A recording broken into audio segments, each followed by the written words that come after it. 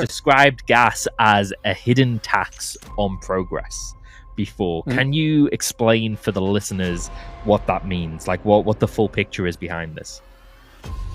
Well, it comes just to, it really just comes to like a user experience, right? Like the, it's a mental tax, it's a physical tax.